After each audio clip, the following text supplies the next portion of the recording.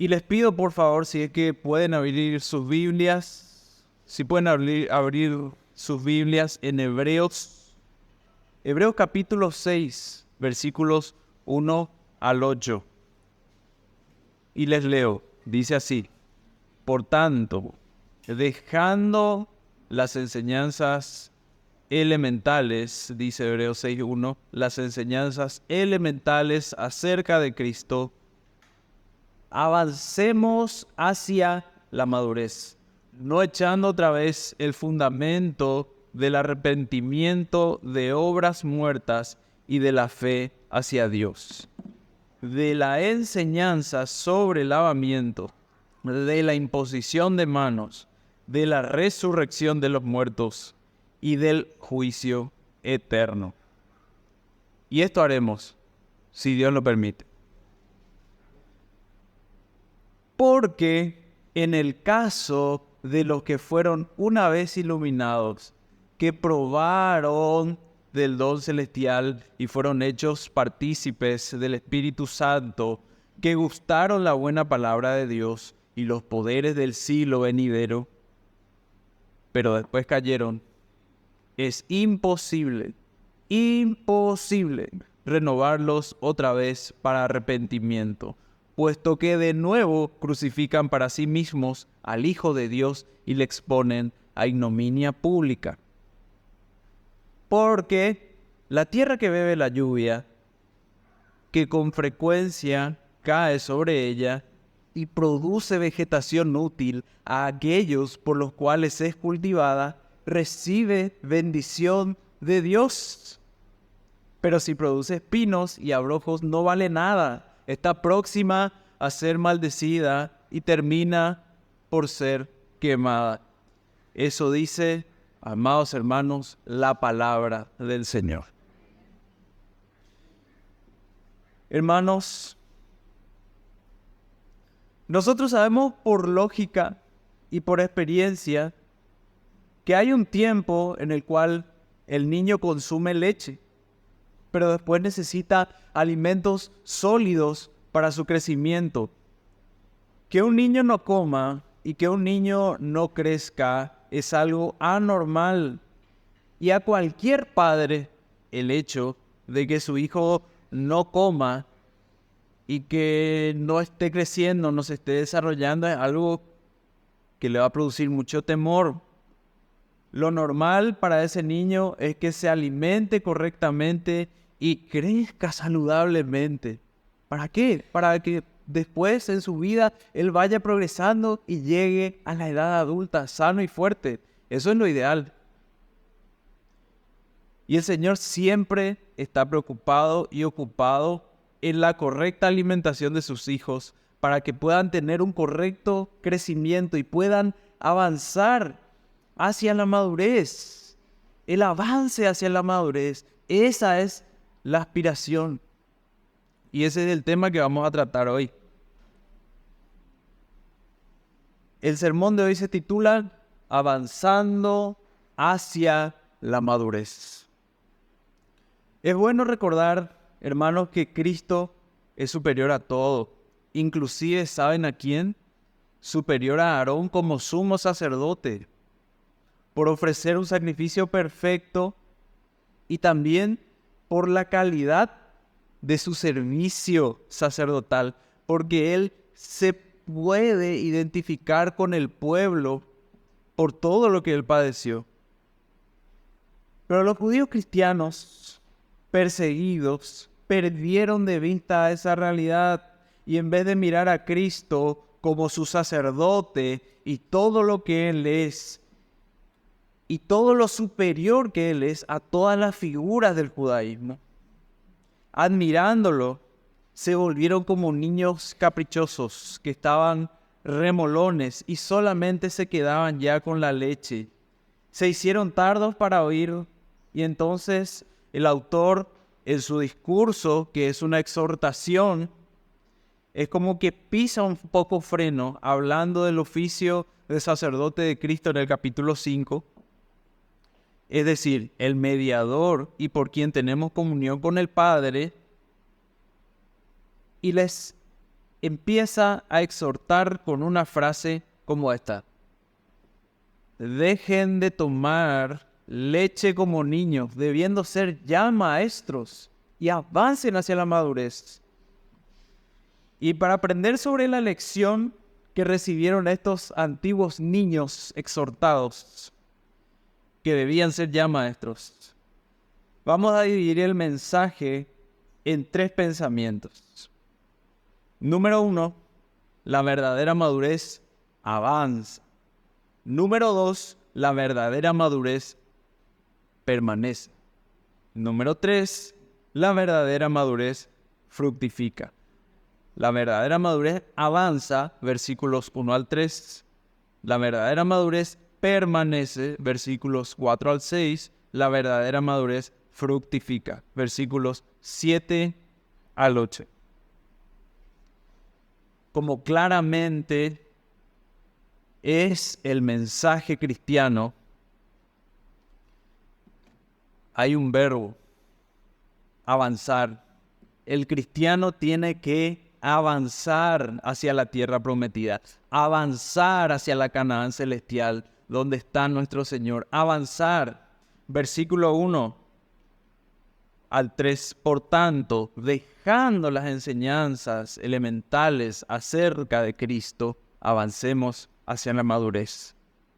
No echando otra vez el fundamento de arrepentimiento de obras muertas y de la fe hacia Dios, de la enseñanza sobre lavamientos y de la imposición de manos, de la resurrección de los muertos y del juicio eterno. Y esto haremos si Dios lo permite. ¿Qué está haciendo acá el autor sagrado? El autor sagrado, a mi parecer, ofrece a sus oyentes o a sus lectores la idea más importante de estos versículos, la idea clave. Dice que, dejando las enseñanzas elementales acerca de Cristo, avancemos hacia la madurez. Acá hay hermanos que son arquitectos, hay hermanos que son constructores, ingenieros civil, etcétera, etcétera, etcétera. Y a ellos y a todos los que entiendan algo de construcción, les pregunto, ¿una casa está terminada con los fundamentos solamente? ¿Una casa está terminada con los cimientos solamente? Ahí, solamente con el cimiento vos ya podés vivir, desarrollar tu vida familiar y tener una vida digna solamente con cimientos. Lo lógico y lo natural es que no, la construcción tiene que avanzar, tiene que ir ladrillo a ladrillo hasta que las paredes estén completas y tenga un techo. Así también funciona en la vida cristiana. El cristiano sí necesita buenos fundamentos, necesita los conocimientos y enseñanzas más elementales, necesita conocer las figuras del Antiguo Testamento. Pero no solamente tiene que quedarse con eso, sino que cada vez más y más Cristo, que es la sustancia, que es la realización de todas las cosas, cada vez más Cristo tiene que estar presente en su mente y en su corazón y tiene que conocer más y más del Señor y su voluntad tiene que saber más y más de su revelación y tiene que avanzar en el camino hasta llegar a la tierra prometida. Pero si esa casa se queda solamente con los cimientos y no avanza, está incompleta. Y los cimientos son las cosas que Dios ha dado a conocer acerca de su Hijo bajo el judaísmo. Y estos cimientos en nuestros pasajes son seis cosas. 1, el arrepentimiento de obras muertas. 2, la fe hacia Dios. 3, la enseñanza sobre lavamientos. 4, la imposición de manos. 5, la resurrección de los muertos. Y 6, el juicio eterno. Evidentemente, la audiencia original, por hacerse tarda para oír, en vez de profundizar más en la relación con Dios por medio del sacrificio del sumo sacerdote Jesucristo, de la intercesión de Cristo para recibir el oportuno socorro y avanzar hacia la Canaán celestial. En vez de verlo en el trono cada vez más brillante y poder seguir edificando la casa en conocimiento y en relacionamiento por la obra del sacerdote, se quedaron allí en estas cosas y punto. Pero ¿saben qué, hermanos? El cristianismo es más que un único arrepentimiento de obras muertas, sino que es un ejercicio continuo por la mediación sacerdotal para avanzar más y más para ser semejantes a Él. ¿Hay un arrepentimiento para vida? Claro que sí, hay una metanoia, un cambio de mente, pero es más que eso, es un arrepentimiento continuo, ser lavado continuamente por la sangre de Cristo, en oración y en dependencia de Dios para avanzar en la vida cristiana. Es más que eso. Y ellos no lo estaban viendo. Es más que una simple fe hacia Dios, sino una fe en el sacrificio salvador de Cristo que permanece. Y es una fe que va hasta la muerte, si así el Señor lo requiere. Es más que la enseñanza sobre lavamientos ineficaces ya de la ley, sino del lavamiento del corazón por ser rociados por la sangre de Cristo, que nos capacita para obedecerle hasta el final. Es más que eso. Es más que la imposición de manos del sumo sacerdote sobre el macho cabrío en Levítico 16:21, cargando simbólicamente en la cabeza del animal los pecados del pueblo. Es más que eso, sino la carga verdadera de los pecados que tuvo Cristo por sus escogidos. ¿Ven cómo hay una superioridad? Es más que simplemente la resurrección de los muertos y la existencia de un juicio eterno como lo veían los juicios. Es más que eso, sino que es una resurrección de entre los muertos para comparecer ante el tribunal de Cristo en el juicio eterno del gran trono blanco y el estado absoluto de perfección y madurez en la presencia eterna de Cristo. Eso es lo que ellos tenían que tener en mente. Porque el cristiano ha de rendir cuenta. Nosotros, los creyentes, somos mayordomos y hemos de comparecer ante el tribunal de Cristo.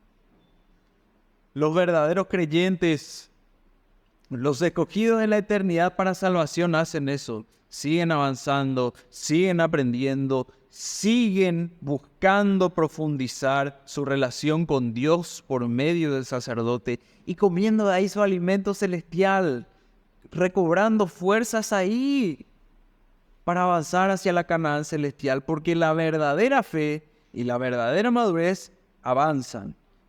Y esto haremos si Dios lo permite. Y aunque esto se escribió para cristianos judíos, es relevante también para nosotros, 2000 años después. Ore más a Cristo, conózcalo más, búsquelo más, saboréelo más, respírelo más cada día. Y hermanos, esto es una base para lo que sería el siguiente encabezado. Es una base para mostrar lo que no ocurre con los verdaderos creyentes. La verdadera madurez permanece. Ese es el segundo encabezado que va de los versículos 4 al 6. Porque en el caso de los que fueron una vez iluminados, que probaron del don celestial y fueron hechos partícipes del Espíritu Santo, que gustaron la buena palabra de Dios y los poderes del siglo venidero. Pero después cayeron, es imposible renovarlos otra vez para arrepentimiento, puesto que de nuevo crucifican para sí mismos al Hijo de Dios y le exponen a la ignominia pública. La madurez, la verdadera madurez en el tiempo permanece, pero la mentira tiene patas cortas. Lo que no tiene una raíz verdadera no puede alcanzar la madurez. En algún momento cae, no sigue avanzando, se detiene y cae. Y aquí el autor da una advertencia. Lo que pasa con aquel que aparentemente había conocido a Cristo, pero no. Ese aparentemente avanza, pasa por las experiencias cristianas, pero se detiene. Y no solamente se detiene, retrocede y se pierde, apostata, se desvía del camino. Y uno puede alarmarse con estas palabras. Oh, fueron iluminados, gustaron de la buena palabra de Dios y los poderes del siglo venidero. Pero ¿cómo puede ser posible eso si eso solamente les corresponde a los hijos de luz? Alguno puede plantear esa objeción, pero yo no creo que alguien que haya mostrado semejante experiencia cristiana pudiera decir a alguno, no sea salva. Yo no creo eso. Tremendo, portentoso testimonio. Mira un poco cómo echa demonios. Es bueno. Y después tranquilamente alguien puede decir, yo quiero ejemplos de alguien que haya pasado por toda esa experiencia y después se haya perdido. Decime quién. Le puedo dar nombres. ¿Se acuerda de cierto hombre llamado Ananías y su mujer Zafira? Quien vendió una propiedad y se quedó con parte del precio, sabiéndolo también su mujer, y trayendo la otra parte, la puso a los pies de los apóstoles y le acusaron los apóstoles de mentira al Espíritu y ambos murieron. ¿Se acuerdan de ese pasaje? Ellos se mostraban muy piadosos, vendieron una propiedad, lo trajeron a los pies de los apóstoles, pero ¿qué testimonio? Cayeron muertos. Bueno, por ahí ese ejemplo no me satisface, yo le voy a dar otro, le voy a dar pistas. Estaba entre los 12 apóstoles, participaba de toda la fuerza milagrosa de las obras del Señor, escuchaba el Evangelio de la boca misma del Señor, de la fuente misma. Vio muertos levantarse y hasta él mismo habrá hecho cosas muy poderosas en el nombre del Señor. Pero el propio Cristo le tildó de diablo. ¿Les suena el nombre de Judas Iscariote? Los falsos profesantes pueden ser iluminados, pueden probar del don celestial y ser partícipes de las obras del Espíritu Santo. Pueden ellos sentarse en un auditorio y escuchar la buena palabra de Dios. Y pueden ver milagros que son consecuencia de los poderes del siglo venidero, porque Dios opera sus milagros en el mundo. Ellos pueden pasar por las experiencias cristianas, pero después caen. Dice Primera de Juan 2:19, salieron de nosotros, pero en realidad no eran de nosotros, porque si hubieran sido de nosotros, habrían permanecido con nosotros, pero salieron a fin de que se manifestara que no todos son de nosotros. Una vez que a estos falsos profesantes ya se les presentó el Evangelio y todas sus consecuencias, pero caen, no hay más Evangelio que presentarles. Y dice el texto que terminan crucificando para sí mismos al Hijo de Dios y le exponen a la ignominia pública. Otras versiones dicen la burla pública. O en otras palabras, para ellos mismos, el Hijo no es un Salvador. Es solamente ya alguien que murió en una cruz y las personas se burlaban de él. Para ellos, el Verbo que se hizo carne y habitó entre nosotros no tiene ya ningún poder, porque evidentemente el Evangelio nunca hizo la cirugía mayor en su corazón, nunca han nacido de nuevo. Y entonces se apaga la vela de su supuesta iluminación y se vuelven a la oscuridad de las tinieblas que es su casa. Sin embargo, señoras, señores, hermanos, hermanas, la verdadera madurez alimentada por el crecimiento en la palabra y la comunión con Dios Padre por medio de Cristo en el Espíritu Santo, la verdadera madurez consecuente de la unión con Cristo avanza hacia las cosas mejores y sigue avanzando hasta llegar a la tierra prometida.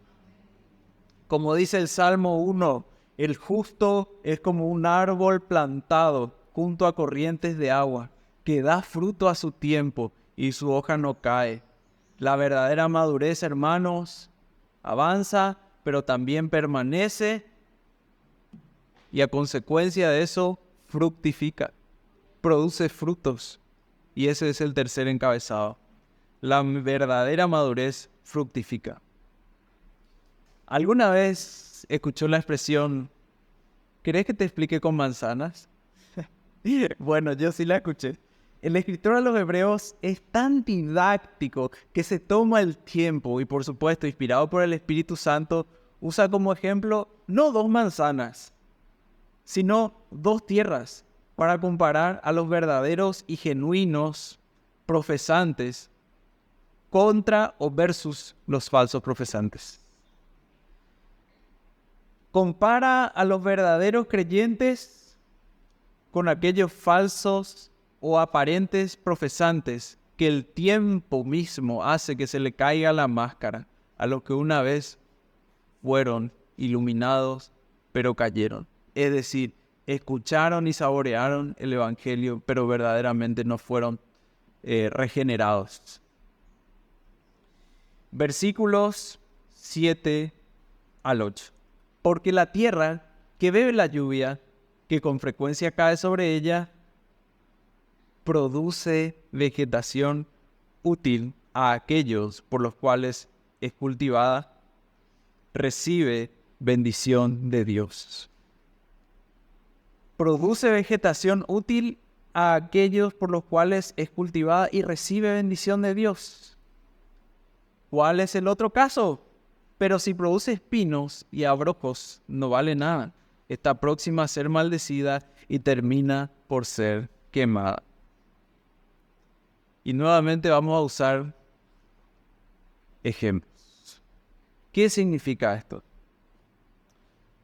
La palabra de Dios puede llegar a la persona A y puede llegar a la persona B, pero una responde y otra no responde.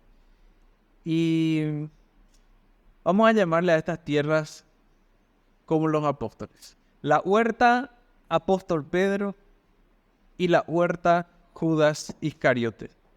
En las 2 huertas llovió. Las 2 recibieron el agua de la palabra y de la mejor lluvia jamás registrada en la historia, que es la cercanía con el propio ministerio terrenal de Cristo.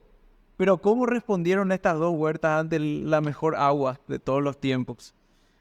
Una noche, la huerta Judas Iscariote se acercó al Verbo hecho carne, al misericordioso Cordero que quita el pecado del mundo. A Jesús se le acercó y le dio un beso. ¿Pero para qué? Para que los soldados sepan a quién agarrarle y que después le ejecuten. Judas, con un beso me traicionas, mostrando que no tuvo la iluminación verdadera. Era solo la luz de una vela que ya se apagó. Otra huerta llamada apóstol Pedro, en su inocencia, queriendo defender al Señor cuando venían los guardias, el Señor a quien él amaba genuinamente, en su impulso le cortan la oreja al soldado romano Malco. Y el Señor le dice, no, Pedro, así no. El que a espada mata, a espada morirá. Y sana al soldado y se entrega luego. Más adelante, esta tierra llamada apóstol Pedro le niega 3 veces, la tercera con maldición. Pero ¿saben qué? Él sigue avanzando y permanece. Y se arrepiente. Llora amargamente.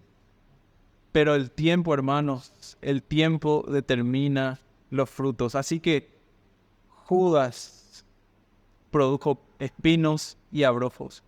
Y se suicidó volviendo a crucificar para sí mismo a Cristo y diciendo con sus actos que Jesús era un impostor.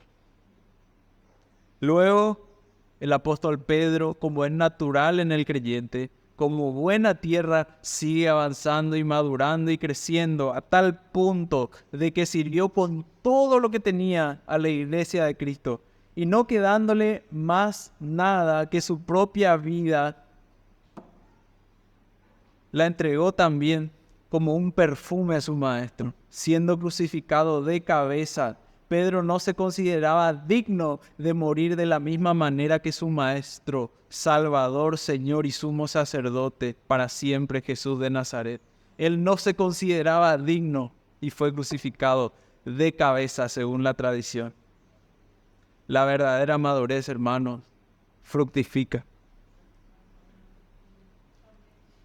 Porque la tierra que bebe la lluvia, que con frecuencia cae sobre ella y produce vegetación útil a aquellos por los cuales es cultivada, recibe bendición de Dios. Pero si produce espinos y abrojos, no vale nada. Está próxima a ser maldecida y termina por ser quemada. Aquí el pasaje, o en el pasaje, hay alguien que se nos está manifestando. Se muestra que hay un cultivador, hay un interesado en la siembra y en la cosecha. Hay alguien que cultiva la tierra y espera los frutos. ¿Y quién es este cultivador? ¿A qué le suena esto? ¿A qué otro pasaje? A mí me suena a la parábola del trigo y la cizaña. Mateo 13, 36 al 43. Entonces dejó a la multitud, entró en la casa y se le acercaron los discípulos diciendo: explícanos la parábola de la cizaña del campo. Y respondiendo él dijo: el que siembra la buena semilla es el Hijo del Hombre, y el campo es el mundo. Y la buena semilla son los hijos del reino, y la cizaña son los hijos del maligno. Y el enemigo que la sembró es el diablo, y la siega es el fin del mundo. Los segadores son los ángeles. Por tanto, así como la cizaña se recoge y se quema en el fuego, de la misma manera será en el fin del mundo. Y el Hijo del Hombre enviará a sus ángeles y recogerán de su reino a todos los que son piedra de tropiezo y a los que hacen iniquidad, y los echará en el horno de fuego. Allí será el llanto y el crujir de dientes. Entonces los justos, los que avanzan, los que permanecen y fructifican, resplandecerán como el sol en el reino del Padre. El que tenga oídos, que oiga. Qué tremendo mensaje. Estos versículos nos hablan de la severidad del juicio y de que realmente hay que crecer y hay que avanzar. No termina la vida cristiana simplemente con los fundamentos, porque se tiene que ladrillo a ladrillo seguir avanzando hasta que la casa termine. Hay que llegar a la recta final, y eso solamente permaneciendo. Así que, Iglesia de Cristo, crezca, avance, busque a su Señor, siga aprendiendo de Él y creciendo en intimidad. Ahora le pregunto, ¿cuánto conoces y sabes de Cristo? ¿Y cuán profunda es tu relación con Él? ¿Cuánto conoces de Cristo? ¿Cuánto conoces de su palabra? Alguno puede decir: yo ya sé mucho, yo ya sé todo. Le digo: hermano, usted no sabe todo. Usted necesita seguir aprendiendo de Cristo, seguir edificando, seguir ampliando su mirada de Cristo. No se quede con lo que ya tiene, siga avanzando. conoce los evangelios, conoce los profetas, conoce la ley, sigue aprendiendo. Crezca, permanezca y fructifique en dependencia del Espíritu Santo. Iglesia de Cristo, ¿con qué frecuencia se sirve del sacerdocio de Cristo, rogando por fuerza divina para seguir caminando, confesando sus pecados, suplicando piedad y suplicando socorro para hacer morir más y más lo terrenal? Suplique a Cristo que le ayude a avanzar hasta llegar a la Canaán celestial, aunque el camino esté lleno de espinas. Y si las espinas le lastiman, Él sana, Él ayuda y Él le sigue ayudando a avanzar. Y si alguno aquí está sin Cristo, está al desnudo, está a expensas de sus malas obras, sin el sacerdocio de Cristo, sin su mediación, sin verlo como el Salvador, y esa es una condición lamentable porque solamente espera el día y la hora para ser quemado. Es una tragedia estar sin Cristo. Corre a Cristo. Arrepentite de tus pecados y corre a Cristo. No sea que se te cierre la ventana de la vida y mueras sin ser alumbrado verdaderamente por Cristo. Arrepiéntete, suplica por piedad, ven a Cristo y sé salvo. Sal del peligro de la eterna amargura y por Cristo sé abrazado por toda la eternidad. Que te alumbre eternamente el sol de justicia. Amén.